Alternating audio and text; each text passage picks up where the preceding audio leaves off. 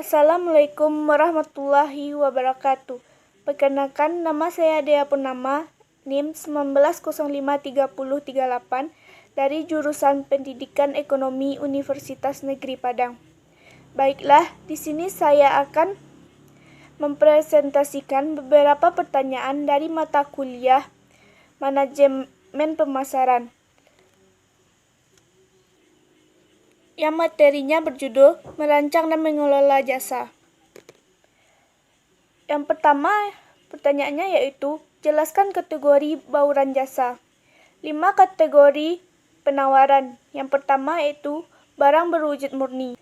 Penawaran yang terdiri dari barang berwujud seperti sabun, sikat gigi, atau garam, di mana tidak ada jasa yang menyertai produk tersebut.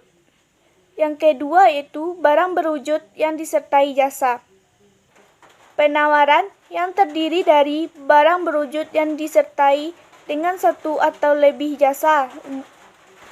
Umumnya semakin canggih suatu barang, maka semakin besar kebutuhan untuk jasa mendukung kualitas tinggi yang lebih luas. Yang ketiga yaitu hibrida. Penawaran yang terdiri dari barang dan jasa yang sama proporsinya. Yang keempat yaitu jasa utama yang disertai barang dan jasa kecil, di mana penawaran terdiri dari jasa utama beserta tambahan jasa atau barang pendukung. Yang kelima yaitu jasa murni, di mana penawaran murni yang terdiri dari jasa. Karena jasa biasanya mempunyai pengalaman dan kredibilitas tinggi sehingga risiko pembelian semakin besar. Faktor ini mempunyai beberapa konsekuensi. Di antaranya yaitu, yang pertama, konsumen jasa biasanya bergantung kepada berita dari mulut ke mulut daripada melihat iklan jasa tersebut.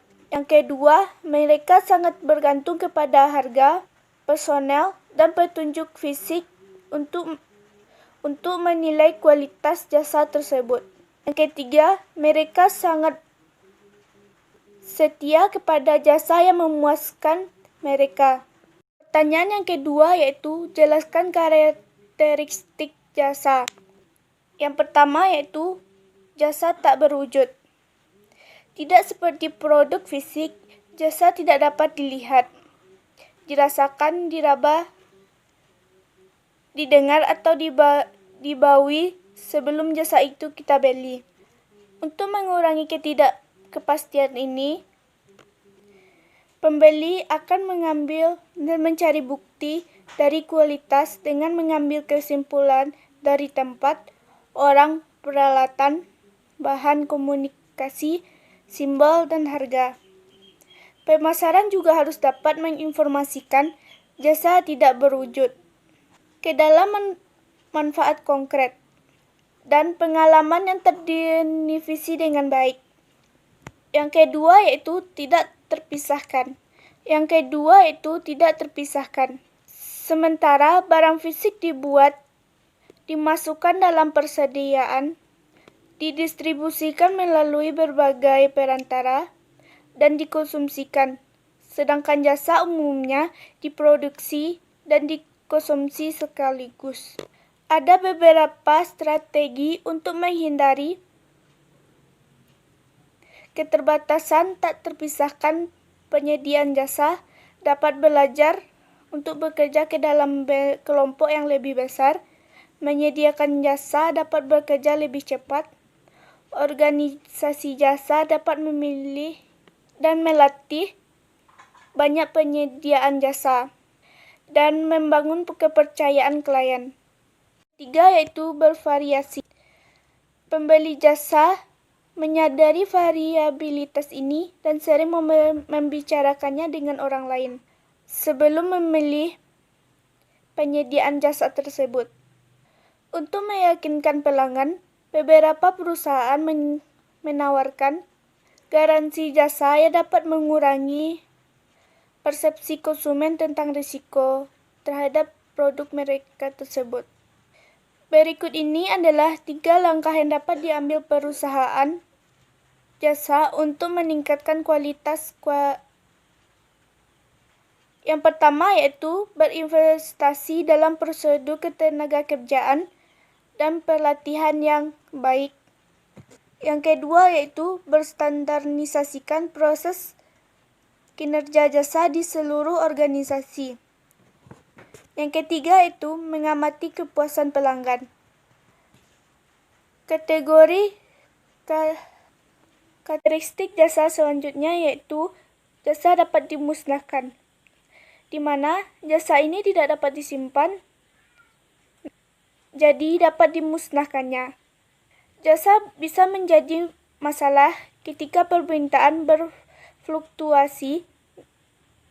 Misalnya, perusahaan transportasi publik harus memiliki peralatan yang lebih banyak karena permintaan pada jam sibuk dan bukan untuk permintaan yang merata sepanjang hari. Pertanyaan yang ketiga yaitu jelaskan tentang 5 determinan kualitas jasa. Yang pertama yaitu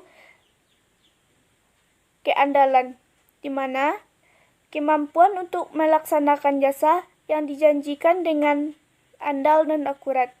Yang kedua yaitu responsivitas, di mana ketersediaan membantu pelanggan dan memberikan layanan dengan tepat waktu. Yang ketiga yaitu jaminan, di mana pengetahuan dan kesopanan karyawan serta kemampuan mereka untuk menunjukkan kepercayaan dan keyakinan. Yang keempat yaitu empati, di mana kondisi memperhatikan dan memberikan perhatian kepada pelanggan. Yang kelima wujud, yaitu penampilan fasilitas fisik, peralatan, personel, dan bahan. Pertanyaan yang keempat yaitu bagaimana pemasar jasa menciptakan merek yang kuat? Jawabannya, upaya untuk menciptakan suatu merek yang kuat sudah pasti juga relevan untuk perusahaan yang bergerak dalam bidang jasa. Bahkan karena sifat jasa yang intangible, tidak terlihat dan tidak dapat tersentuh, maka upaya untuk menciptakan suatu merek yang kuat dari perusahaan jasa sudah pasti sangat penting, atau bahkan tidak kalah penting. Perusahaan jasa yang memiliki merek yang kuat akan mendorong pelanggan untuk memilih produk mereka, karena menawarkan value yang lebih tinggi dan risiko yang lebih rendah bila memilih merek. Sekian presentasi dari saya. Assalamualaikum warahmatullahi wabarakatuh.